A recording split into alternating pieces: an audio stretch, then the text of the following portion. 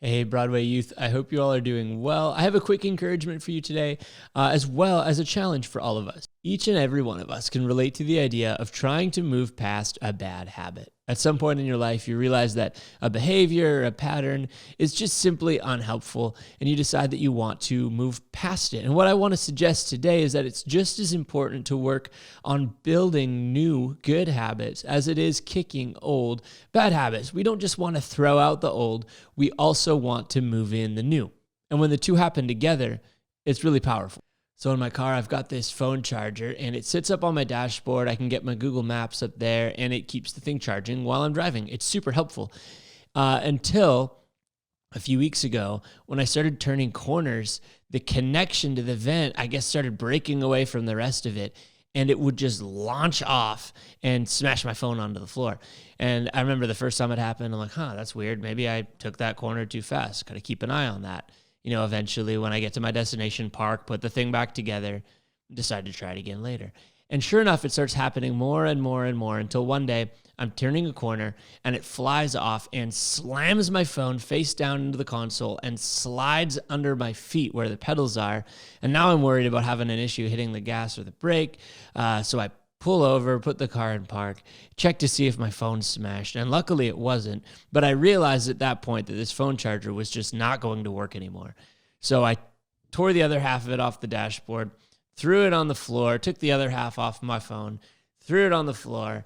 And in my head, I said, enough is enough. I'm done with this. And I'm sure we can all relate to a habit or a behavior or a time in our lives where we realize kind of over time something was building up and we're like, you know what? I've had enough. I'm done with this. It's not helpful anymore. If I keep going, it might cause trouble for me. I'm done with it. So I go about my day. I come back to my car later on. My phone's low on battery and I got a long drive ahead of me. So what do? I pick it up off the ground. I put the pieces back together. I put it back on my dashboard. I put my phone back in it. And guess what? The next time I took a corner, the thing flies off and my phone crashes to the passenger side again. But why did I go back to something that I earlier that day said enough is enough? Because I didn't replace it. I threw it to the side. I told myself, I don't need this anymore, but I didn't replace it with something else. So then when I had nothing, I went back to what was familiar, even though it wasn't good. Can you relate to that in your life? Have you ever gone back to something because it was familiar and not because it was good?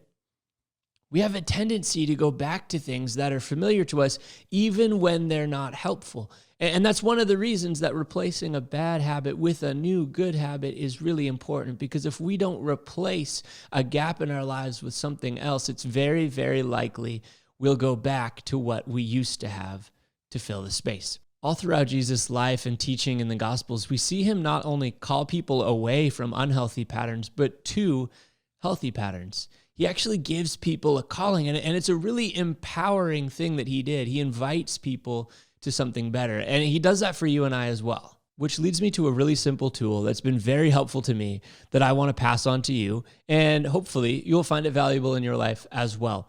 Now, when I'm trying to move on from something negative or destructive or unhelpful in my life, it's really tempting to be against that or anti that. So let's take an example, lying. It's really easy to be anti-lying and say to yourself something along the lines of, I don't want to lie, or I want to do my best to not lie.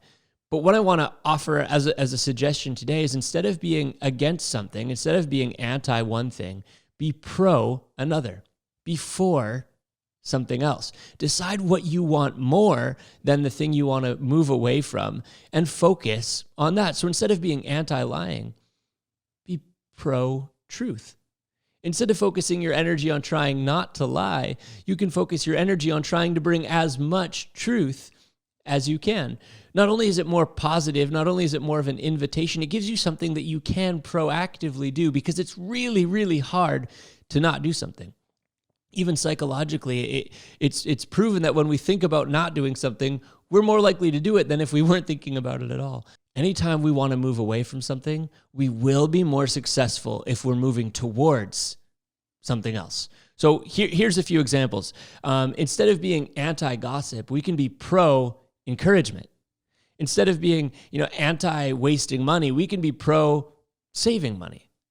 Instead of being anti-procrastinating, we can be proactivity. Instead of getting down on myself and saying, man, I really hope I don't procrastinate today, you can say, man, I really hope I start early today. And going on with the idea of earliness, instead of being anti-late, I don't want to be late today. I want to make sure I'm not late. Instead, what if we just focused on showing up early? Think about what the opposite of the negative thing is and ask yourself, how can I bring that to life? And when we reframe in that way, we do two really positive things for ourselves. One is that we replace the unhealthy habit with a healthy habit, and we don't leave ourselves that space to go back. And we also give ourselves something positive to work towards, which is not only more enjoyable, but more effective. So I've got a challenge for us this week, and it's got two parts. The first one, come up with a pro to focus on this week. So maybe think of something negative or disappointing or frustrating, something you want to move beyond, and ask yourself, what's the opposite? And name it and write it down.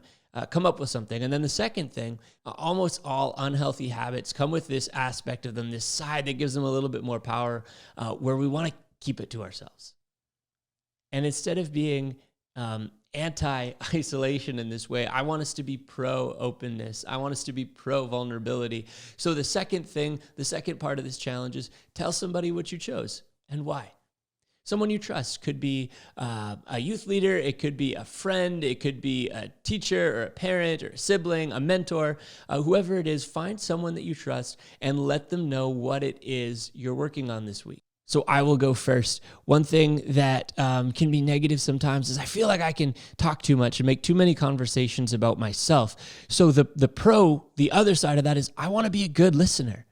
I want to ask more and better questions of the people around me. You can see how this is already more positive and inviting, hey? That if I'm on my own case, like, I got to not talk so much, I got to not talk so much, I got to not make it about me, it is a discouraging, deflating place to be. But when I instead say, I want to ask more and better questions of the people around me, I can do that. And it actually sounds exciting. So that's what I'm looking forward to focusing on in my week. And then who I'm sharing it with is all of you guys and the entire internet, I guess, which is kind of scary. But hey, here we are, pro-vulnerability.